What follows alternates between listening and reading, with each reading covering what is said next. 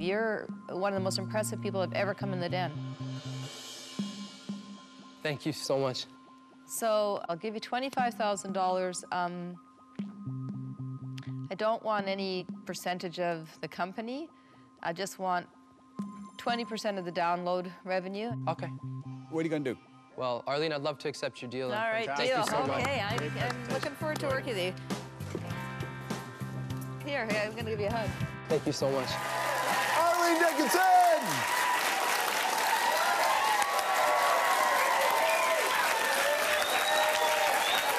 Hello, madam. Thank you. How are you? I'm good, how are you? Welcome. What's going on, Mrs.? Congratulations on your book. Thank you. All in. Yes. Tell me about this. All in. All in. Well, that's Because all in implies that it's this or bust. Yeah, it implies that this is my life, Yeah. that this is everything about me. So, and it is a little bit this or bust. We get one chance at life, right? And when you're an entrepreneur, it's everything, so. Do you think people fully understand what an entrepreneur is? Because there's so much connection between entrepreneur and business. That you think people really know what the psychology of an entrepreneur could be? No, and that's exactly why I wrote the book, George. At the end of the day, there's an emotional quota that is incredibly important to have as an entrepreneur. And people think, well, if you're an entrepreneur, somehow that's not a worthy endeavor with your life. You know, if you say you're an artist, then they get it. If you say that you're a musician, they get it. If you say you're an athlete, they get it. Why isn't that the same for an entrepreneur? Entrepreneurs, like, because for so many people, they just say they're an entrepreneur the way that people say, I'm a poet. An entrepreneur is like an economic poet, in a way, right? You're just trying to assemble something that might reach an audience. Yeah, I like that analogy. I think it's a good one. You know, you are an economic poet. You're taking words, in this case, business ideas, and putting them together in structure in a way that make music, or make art, or make money, in this case. I like the idea in here that you're not separating work-life balance, because the amount of questions that get thrown out there about how do you get a work-life balance, you sort of have to stop looking at them as two separate things. It's just one thing now, isn't it? It's one thing. Do you think differently when you go home? Are you a different person when you go home? No, God, I wish I didn't think about work when I went home, but I don't. This is just it. I'm just this one person. Right. I don't even believe in YOLO. I believe you live only half a life, right? I mean, if you're lucky, you get one half of this life, you know? Yeah, well, that's kind of the point. But, why should you put on a different mask when you go home or when you walk out your office door? You should be the same person. Right. And this notion that somehow, I always say balance implies equal. Balance implies that somehow it's 50-50, and it's not. And if you're living the life you want to live and you love doing work, what's wrong with that? Have you always felt that way, or did you have to learn that? I mean, you have a family, so and you've had to go through this, right? I learned it through guilt. I had a load of guilt. Yeah. I mean, I'm telling you, like, I used to think, oh, I'm a failure. I have to work. At work or at home? At everything, because I was trying to please everybody but be true to who I was, right? I was trying to be the perfect mom. I was trying to be the perfect wife. I was trying to be the perfect person at work. I was trying to be the perfect person in my community, in my church, all of those things. And at the end of the day, what breaks is you.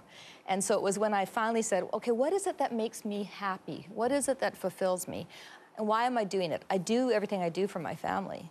I don't know about you, George. I don't want to get up every day and go, I don't want to do this. I hate this. I can't stand it. I can't wait till Friday. That, to me, that's not what life should be about. Where do you suspect that comes from, that part of you? My psychologist might give you a different answer than I would. I don't know. What would your psychologist say? I don't know. I think it comes from, it comes from a combination of growing up in a bit of a dysfunctional family, being an immigrant family, being a single parent, having no money. It comes from this combination of all my life experiences. I don't think it's nothing special. It's kind of everything, right? It's like all of these things rolled into one. So we've got people watching at home who are either by choice, because they're just not satisfied anymore. Sorry, it's a great dog. It's a great dog, right?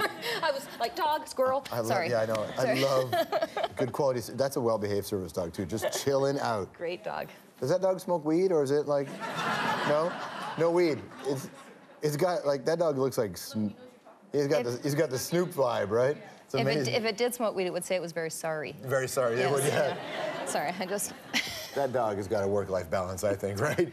Malcolm Gladwell was on a red chair, was talking about just identifying advantages and disadvantages. What I'm trying to get people to understand is that our conventional notions of disadvantage and advantage aren't accurate, that we've called lots of things disadvantages, when in fact it's more complicated than that. And so The reason I started with that story, and also I retell the story of David and Goliath to start the book, because if you look at the story closely, everything you think was a disadvantage about David actually isn't, and Goliath is not what he looks like. So that's the larger, bigger picture for Gladwell, and that's a human. Is that accurate, or does that apply to the entrepreneurial world as well? Yeah, for sure. I think, you know, people always, sometimes they say, well, you have to be big, you know, you have to be a big business in order to be a successful entrepreneur. No, you don't. What's wrong with doing business in the scope of your neighborhood, making enough money to put food on the table, doing what it is you love to do? What is wrong with that? When did it become about 20-time multiples and selling for a gazillion dollars? It's not about that. All those magazines you read, listening to Kevin O'Leary, like, it's just this onslaught of bigger, faster, stronger, big, and not just Kevin, it's this, look what our prime minister is, right? It's growth, growth, growth, growth, growth all the time. No one's happy with just, hey, we've got it figured out. Well, I would rather invest in 20 companies that, you know, had 20 employees and we're going to build a company that was going to last for the next 50 years than I would in one company that was going to make $100 million in 2 years and flip it and sell it. That's not sustainable. That's not growth. That's not valuable. That's just money. Unless you took the $100 million and bought a couple of islands. That's where Kevin will be. That's where Kevin will be. Stick around, more with Arlene right after this.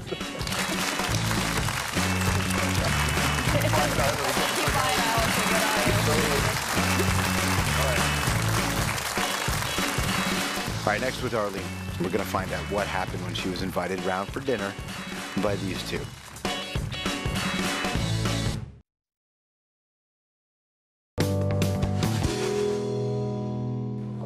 George Crabtree? Yes. What can I do for you? I want that truthizer you've invented.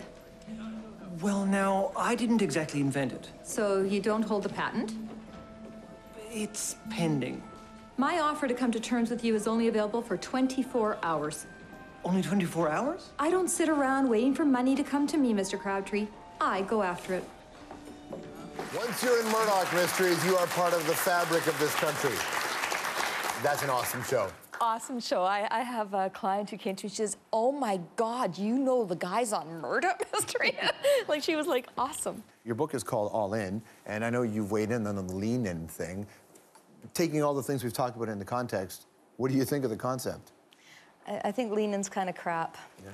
Yeah, I gotta say, I'm sorry. I think lean-in, it's not about leaning in, it's standing up and being completely committed to your own life. Leaning in implies you're at somebody else's table and that you know, should be lucky enough to stand there and have a voice. No, it's your life. Stand up, stand out, shout it from the rooftops. Don't let anyone else tell you you can't. Do that, that's awesome. When I say prophet, you say? I say freedom. Freedom. I say the Book of Mormon, you say? Oh, my past. Yeah. You got booted out of the Church of Mormon? I did. Had a girl? I did.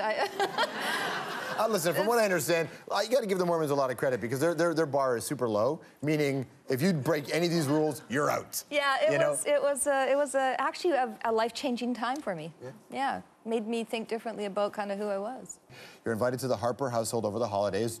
After 1.5 red wines too many, you decide to give the Prime Minister a piece of your mind. What one piece of advice do you give him to strengthen the Canadian economy? Okay, well, I actually was at their home for dinner not that long ago. Obviously you were, yeah. And I did give him a piece of advice on this, and I told him that he needed to encourage entrepreneurialism in this country more and try and help the economy grow from that perspective. You don't think he's doing enough? And well, I think he's trying very hard, but I said I actually thought that he needed to go and get senior executives to put more women on their boards, that it was, until he made it a mandate, it wasn't going to happen. Did Mrs. Harper throw something at you when you started leaning in like that? Only when I said, you know, you look really sexy. No, I didn't say that. You did not say that to the Prime Minister. I did not. Let me ask you a question. Did you think it? That's between Stephen and I. Come on! Stephen. That's between Stephen and I. Tell me the recipe to riches. It was so much fun to do. I never thought, I'm not a cook, right? So the first time we sat down and they gave us this food to try, and I'm next to Gail, who's like a food critic, and Vijay, who's like the, you know, the god of Indian food in this country. And, you know, Vikram's amazing, yeah. And sorry, and he's eating it, and he's going, oh, I can taste a hint of cumin. And, you know, she eats it, and she goes, oh, you know, the pastry has got a delicate flakiness. You must have... I think they're bull. Well, they can't taste that. So I would eat it and go, yeah, I don't like it. Okay, but it was really interesting. They're fantastic. Yeah, they're amazing, and aren't they? The contestants were incredibly good. We had some great food. We also had some not so good food. But it's far different than Dragon's Den because it wasn't about judging, you know, good and bad. It was judging the best. Do you go home sometimes after Recipe to Riches and think, you know, today I didn't make anybody cry on TV? It was different, yeah. But you know, what I always say about Dragon's Den, and I will say this forever, is that the beauty of having 5 strong personalities representing investment is that you have a good view for the people, the kids at home, on who you want to invest with. There are Kevins out there, there are Arlenes out there, there are Jims out there, and the more you can know about us, the more you start to frame who you want to do business with. Sure. There it is. That is the book, All in Dragons Den. Wednesdays, it's tonight on CBC. Recipe to Riches. You want to check that show out. It begins February 26th on CBC. Will you come back tomorrow and be on our panel? There's more conversation I want to have with you. If I get to spend more time with you, I'd go anywhere. Oh, whoa, whoa, whoa, whoa. It's Canada's boyfriend is now my boyfriend. No? Me or Steve? George? That's Steve, right? No, 100% you. Arlene Dickinson, everybody. We'll be right back.